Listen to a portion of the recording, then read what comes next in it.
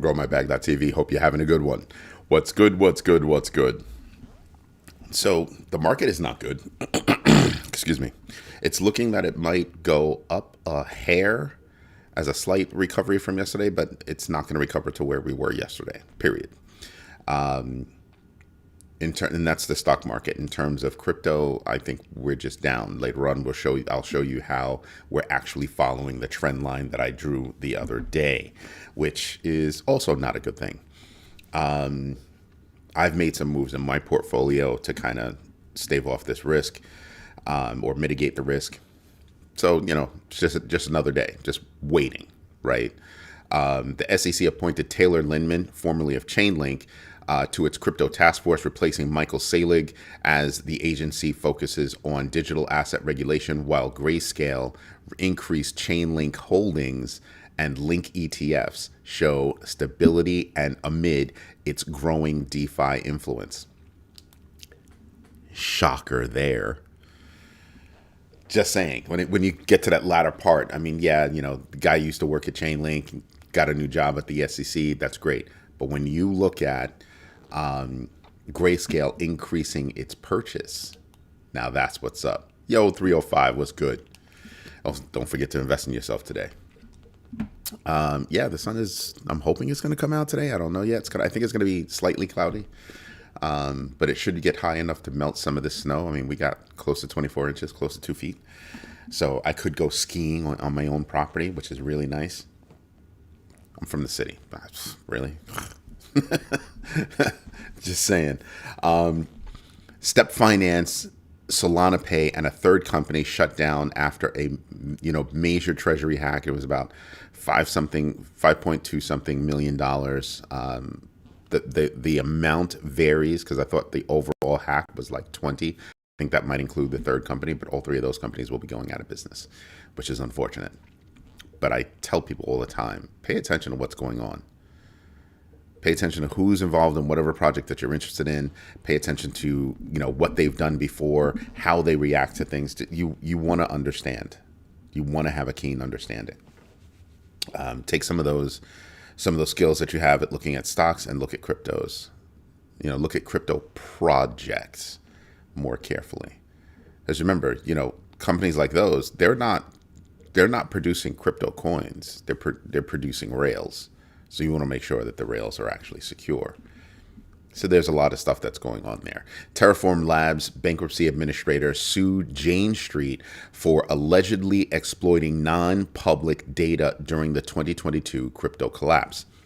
That's actually a very big deal, and I'm wondering why 4 years later.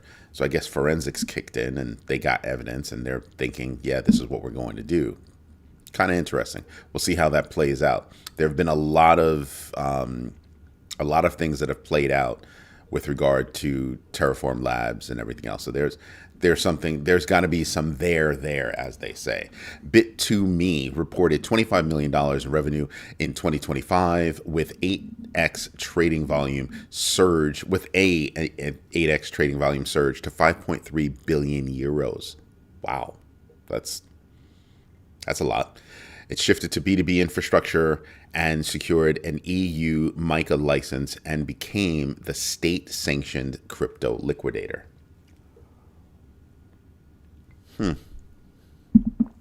I would do some more research on Bit2Me. So the reason why I want to do research on companies is not all companies, I think that's something to pay attention to. Not all companies are public. Not all companies are publicly traded. So you'd have to find alternative means to invest in these companies if there's an investment possibility at all. Something to pay attention to. I'm just bringing it out there so that you have a better idea about how these companies are working, how these companies are moving. What else do we have going on? Let's see. Bitcoin fell as Trump tariffs and market concerns pressured prices. Yeah. I pay attention to people that are blaming crypto for crypto falling right now. Like when I'm doing my research and I see an article, Bitcoin plummets, things like that, or this coin is, skyrocketing, that coin is dropping, blah, blah, blah. When the whole market is doing that. And the reason for the market doing that is clear. So in this case, the market, taking a nosedive, doing a face plant. Tariffs. Like, I don't understand why people think it's anything else. It's tariffs. Yes, people are overthinking the whole idea that, AI is going to take jobs. AI is absolutely going to take jobs, but not in the way you think. It's going to take tasks. In my company alone, you know what? Not even my company, just me. I wrote two small, I had my team and I created two small, and I mean my team and I. My team is like, no joke. Two apps or two solutions that save me about 1.5 hours a day, 7.5 hours every work week. 7.5 hours. Now, there are other applications that my team has written. They're mostly software developers. They've automated all kinds of things using the technologies that we have at our fingertips. And it's saving them time. Not only is it saving time, but it's increasing their capacity. But even better, it's increasing their capabilities. One came up to me and he was like, "Oh man, I wrote all this stuff and it's increased my capabilities. Now I can actually do more because I don't have to stop and do those things. I can do more of what I'm supposed to be doing, or the part of my job that I like doing." Yeah. When implemented well, AI can truly enhance your team. If your idea is to implement AI so you can fire people, I can almost guarantee that you've implemented AI incorrectly. I can probably walk into your organization and see how you've integrated it incorrectly. And there will be a price to pay. I think another booming market, because the other day I was talking about markets. I think another booming market is going to be security. Amazing how security has been hit. Look at IBM, and I'm like, how are you hitting security? Security is never going to go away. So as long as electricity runs in a computer, security is not going anywhere. But security stocks got hit, and I'm like, oh, that's funny. That's funny. You people are relying on. How come nobody told me my logo wasn't up? Really, people? Come on, wake up! I can't be the only one. I need help here. It's a community thing. But how are security stocks taking a hit? How are security companies taking a hit when you absolutely need that, especially when LLMs, large language models, AI in general, hallucinates, gets things wrong, can be tricked? You've got to be kidding me. Got to be kidding me. When I see a security stock down and I know that security company does well, oh, I'm buying. If I have the money, I'm buying. Because it's dumb. That's the opposite way of thinking. That means that you have too many people that don't know what the hell they're talking about, don't know what the hell they're doing, still driving the market. The idiots are leading the pack. And in some cases, those idiots are automated.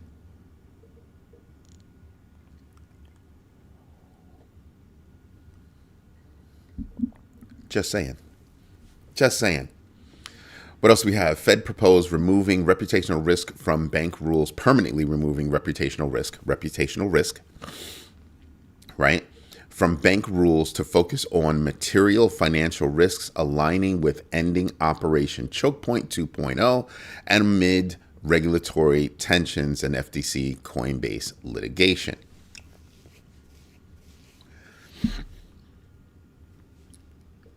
Whenever I hear about a pullback in regulation where it concerns the banking industry, I cringe. Why is that? Well, I cringe because the more you roll back these regulations, the more idiocy you can have them do again. How many times does the world need to learn that you don't want to keep repeating the past? You had the Great Depression, you had the Great Recession, and you're rolling things back again where you could have that all over again because you just have the perfect storm forming, right? These companies want more and more and more profit. Not caring about the people, just caring about profit. That drives them to do things that are perhaps within the law, but not smart to do. And there's the problem. There's the actual problem.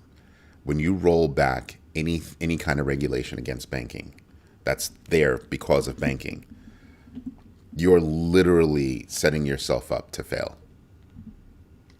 Just saying. So yeah, I look at any kind of consideration about rolling something back because now we have a focus on this. Yeah. That's when I probably start hoarding cash. Think I'm playing? I'm not. That's when I start thinking, oh, time to hoard cash. Because cash is king. Do I think about hoarding cash in a bank? Yeah, all right. I don't think so. Not me. Not me. Something I don't agree with. Anthropic's AI code scanner triggered cybersecurity stock declines because they released that software, and I'm kind of like, that's cute. You're not taking anybody's jobs. You're not. You might be able to automate some tasks. You might be able to have it understand some tasks and all those kinds of things, and be able to go at something a lot faster than a human being can. But it's not necessarily going to think the way a human being thinks. You have to think that these tools have been around for a minute. Hasn't stopped Lazarus Group. Hasn't stopped some of these other hackers. Whatever you come up with can be done. Remember, the only thing that AI can do is do something faster than you. It's not always going to be right. It's going to be wrong just as much as it's right, or maybe even more so. And it's just repeating what it is sucked in. It's not actually creating new. You have to give it a path and then maybe it'll do something. I'm telling you, AI is great, but replacing a human being's creative thoughts, good luck with that. Any company that approaches AI with that kind of framework in hand, I think your first step should be, I want to get rid of some tasks. Keep your people in mind. Your success or your failure depends on your people. And believe me, how you treat your people is going to come back to haunt you if you don't treat them well. As a consultant, this is what I see. Companies that actually implement AI from a people-first perspective seem to do well. Like at my company, I do not have some kind of a mandate that you must use AI. We brought it in, we looked at it, we tested it, we did a whole bunch of things, and then we said, okay, guys, it's there. You do what you want.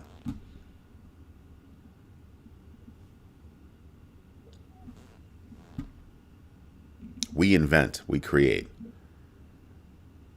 The natural curiosity kicked in.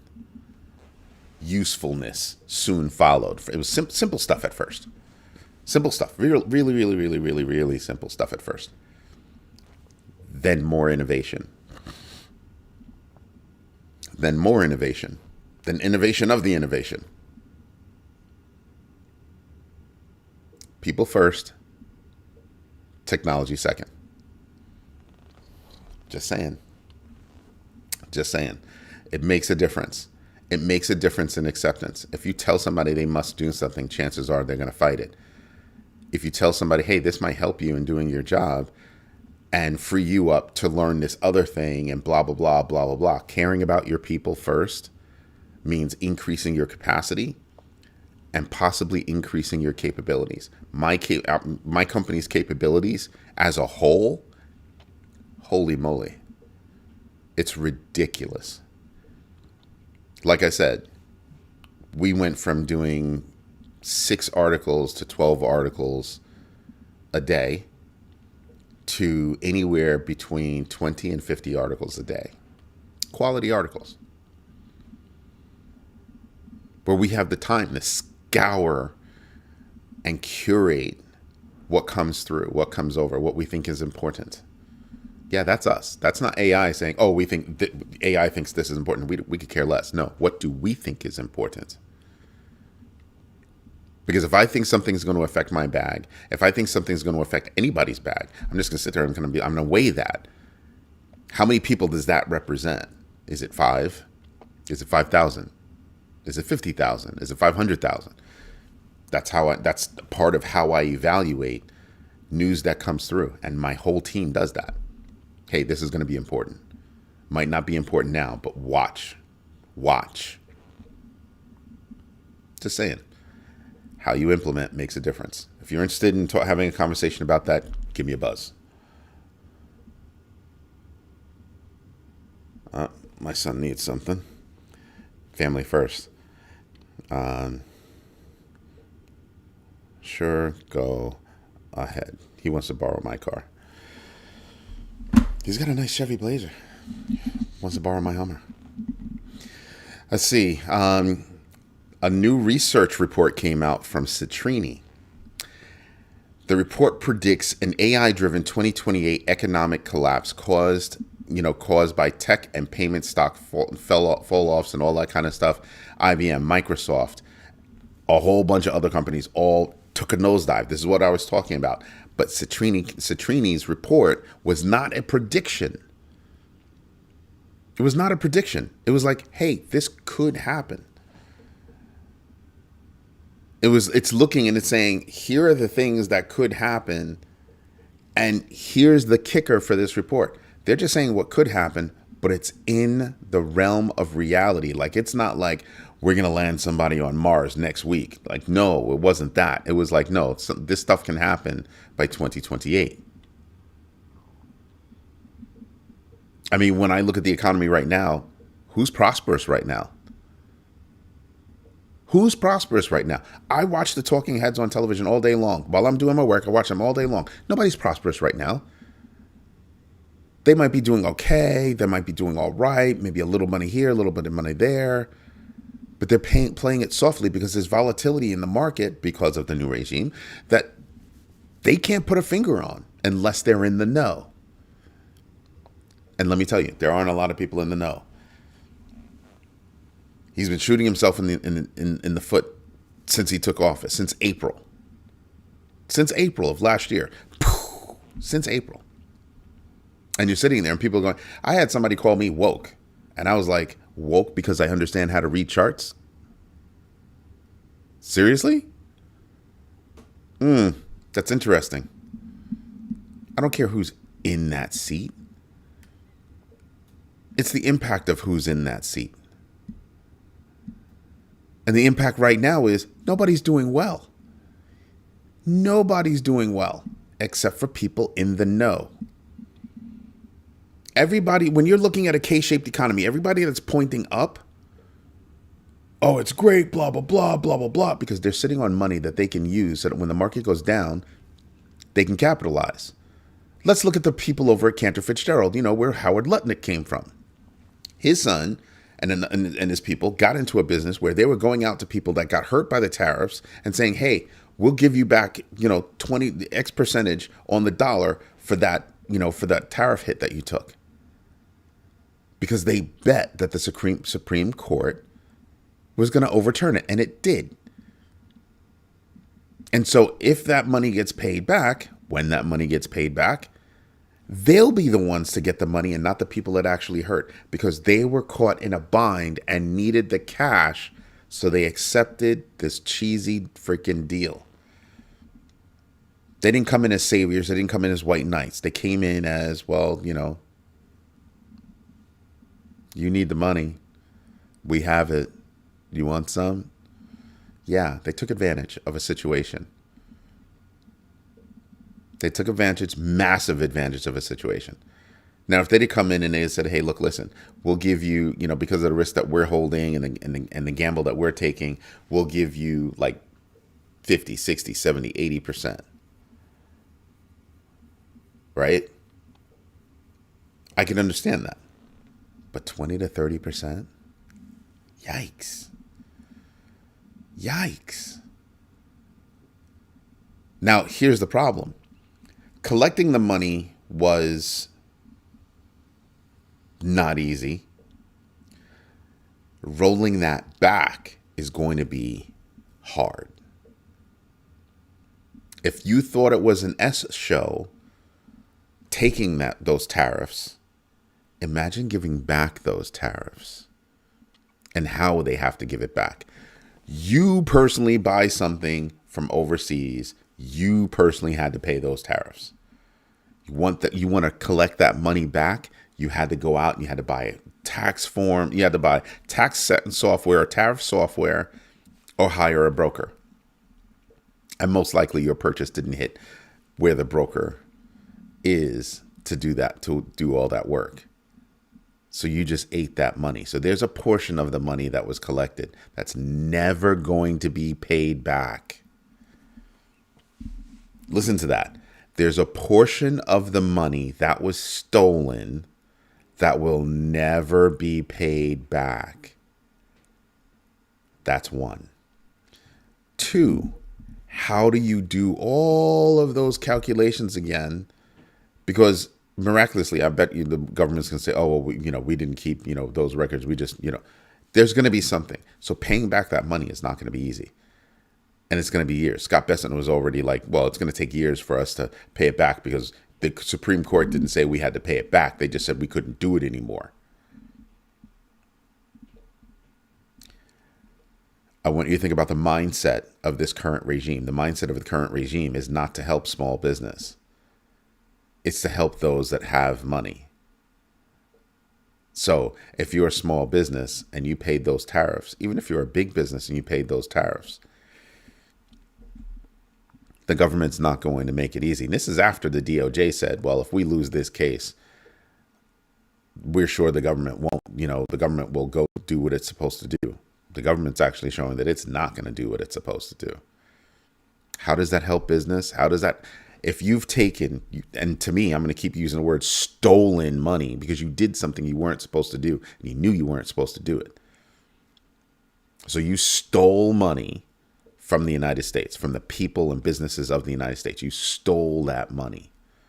And the only people that were able to prosper from it or going to be able to prosper from it are going to be people that were in the know.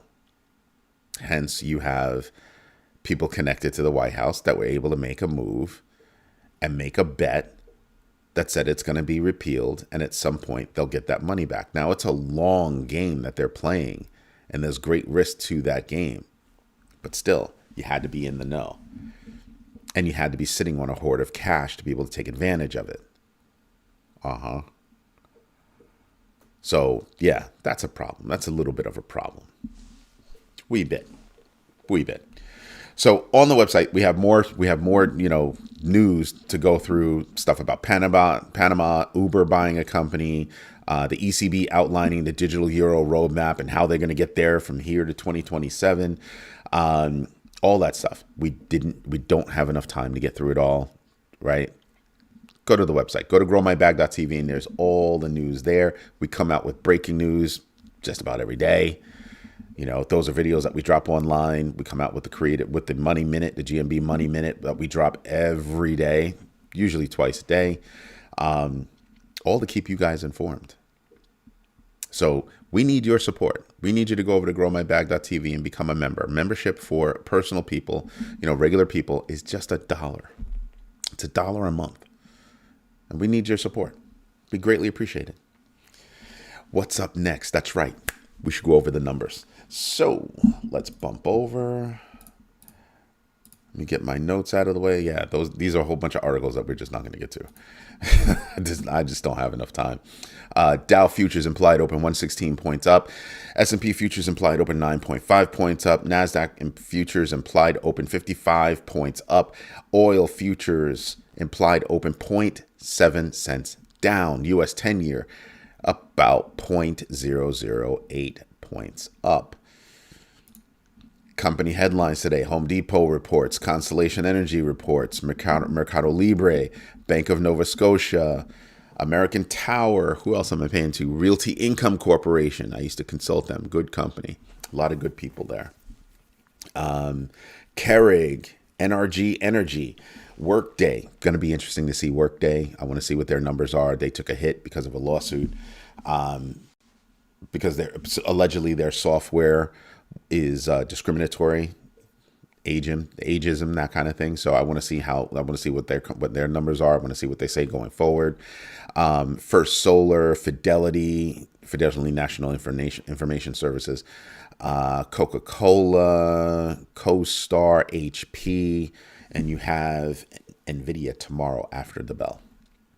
So yeah, we're paying attention to a lot of things. We've got Chicago Fed president speaking today, S&P Case-Shiller Home Price Index across 20 cities, Atlanta, and then the rest of it is, basically, except for wholesale inventories and consumer confidence. I definitely want to see the consumer confidence numbers. You've got a lot of Fed speak. I'm telling you, pay attention to this Fed speak. Pay attention to the Fed speak and pay attention to what they're thinking the future looks like. Because they're battling between inflation going up and jobs numbers going down. And I think the math where they think that, lowering rates creates jobs, I think that math is wrong in today's market. That math is wrong. Making it easier for companies to get money is not going to translate just into we'll be able to open jobs. Yeah, I don't think so. We lost jobs because people are jumping on this AI bandwagon. Not fully baked, but they jumped on the bandwagon anyway. And some of them are starting to realize, we shouldn't have done that. But I don't think cheaper money is gonna get us jobs. I don't think that equation works the way it used to. So we're gonna see how that works going forward. Fear and Greed Index is at 8. DeFi Llama, we're looking at 90 billion. Knew you're gonna take that hit. $90.482 billion in total value locked. And here's that trend line that we drew the other day. You see how it's going down like this? Well, this is what I'm talking about. Let me just move that over there a little bit. So you can see how we're going down like this, and you can see how we drew the trend line initially, and then we deviated right here, and then we went up a little bit, went kind of sideways a little bit, and then we dropped. What was this drop? Tariffs. What was this drop? 15%. From 10 to 15%. That was the hit. Period. Anybody that doesn't know how to read a chart, go read a chart. Go learn how to read a chart before you start running your mouth. This is what's going on right now. This is the downward trend. So do we have a chance of hitting 53? Yeah. We do. We absolutely do. I didn't think that we would ever see numbers in the 50s again. But it looks like we could.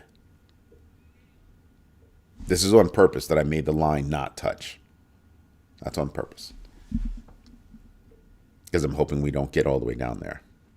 But right now, I'm going to pull this down and I want you to see our highest high as of late was right here. That number is 97,911, give or take. That was the latest high. Still well below Bitcoin's ultimate high of 126. We started taking a dive in last April, and we have not recovered. We've been going lower ever since. Just saying. No positive catalyst to drive us forward. Then the new regime's involvement in crypto makes regulation harder to actually implement, which is also throwing a monkey wrench into the gears. Just saying. And you want to talk about, it was an attack against USD1. No, I don't believe that at all. I don't believe that at all. Just saying. So yeah, we're looking at things right here. BTC, BCH, ETH, XRP, ADA, SUI, LTC, AVAX, XLM, Solana. If you're into that kind of thing, it's below $80. Hype, Leo, XMR, Ton, HBAR, Link, Doge, SHIB, Uniswap, ZEC, Pepe even, Ton, I said. I'm looking at a lot of opportunities here that say I could do well. A lot of these numbers, GMB, of course. ADA, of course. These numbers say I could do well. I want you to pay attention to something. Look back and see when was the last time BNB was at 1,000. A lot of these things are well off their highs, well off, and a lot of these things weren't at their all-time highs. The only one that was that truly at its all-time high, not the only one, but one of the few, Bitcoin, Hyperliquid. There were a few that were at all-time highs, but the rest were not really at all-time highs. They were still approaching all-time highs. Things were just starting to ramp up. Yeah, exactly. You see where I'm saying? You see where I'm going? Look at this. This is a no bueno. If you're listening to the music, if you are listening to the music, which is the rhythm of the coins that you're interested in, it's just noise right now. This is just noise. Nothing but red all over the damn place. Nothing pretty about it. Absolutely nothing pretty about it. Let's go take a look at the crypto tracker. I probably have to log in. Yeah, it's been a minute. I'd rather have to log in than not, I'll tell you that.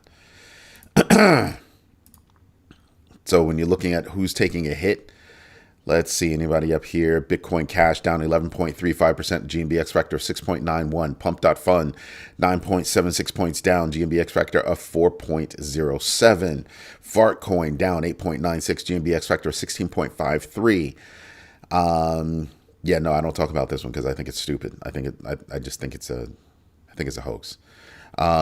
Injective 8.29% down, GMBX Factor of 15.65. Let's see here. Who else am I paying? Virtuals Protocol down 6.43%, GMBX Factor of 7.75. Pancake Swap down 6.05%, GMBX Factor of 35.94. Holy moly.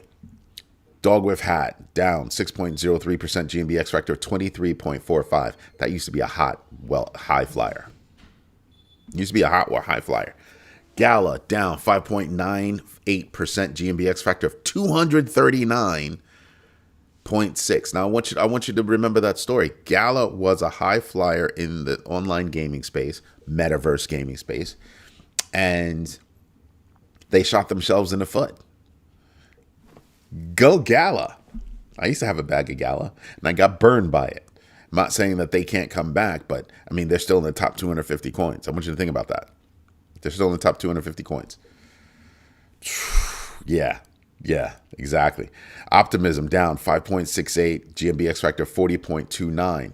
One of the reasons why Optimism, I think, is not doing so well. It's a great platform for builders, but you have projects like Base that are leaving Optimism just because they want to do their own thing.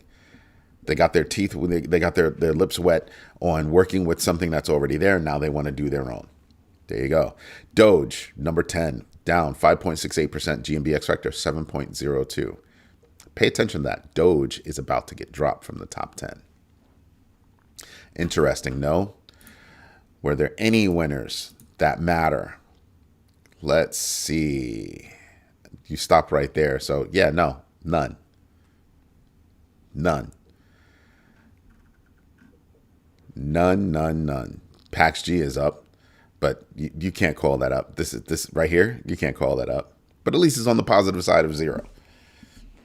Just saying. Anyway, everybody, this is Eddie J on Crypto for GrowMyBag.tv. Hope you like what I'm doing. If you do me a favor, smash the likes, tell your friends about this community. It's the only community that actually cares about your knowledge in the space of investments. And it's a safe space. We don't tolerate people bullying other people on our platform. And when I say our platform, I truly mean our platform. GrowMyBag.tv is a full-blown social media platform, and you should be involved. All of that, over 13,000 articles, over 2,000 videos, all kinds of information on that website for $1 a month. I'm just saying. Also, just so you know, I'm only responding to people that are actually writing on the site. Yep. Why is that? We have a whole community that we built, and we plan on using it. And there's more coming. There's a lot more coming. DMs, all that kind of stuff is already there. Everybody, I want you to have a great day. I'll see you tonight on The Overflow at 8 p.m. Eastern Standard Time. Thank you for your patience. Thank you for your time. And absolutely, thank you for your trust. Everybody have a good one. I'll see you later. Bye-bye.